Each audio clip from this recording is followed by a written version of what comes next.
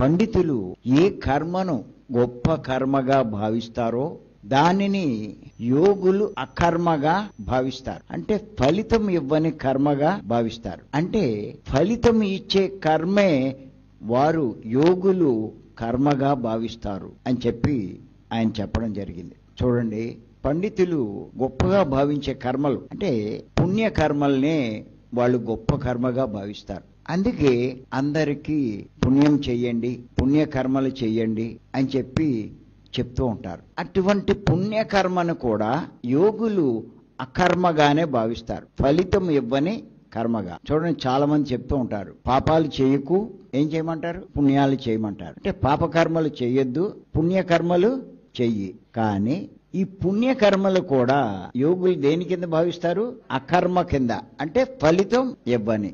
ఎందుచేత అంటే పుణ్యం చేస్తే ఏమొస్తుందండి?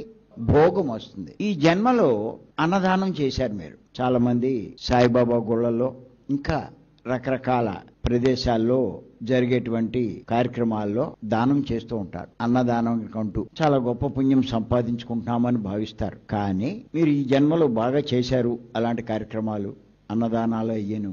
దాని ఫలితం ఏమవుతుందంటే మరు జన్మలో మీరు అన్నానికి లోటు లేకుండా జీవించగలుగుతారు. ఎప్పుడైతే మరు జన్మలో ఆ కర్మ యొక్క ఫలితం అంతా అనుభవిస్తారో ఏమవుతుంది?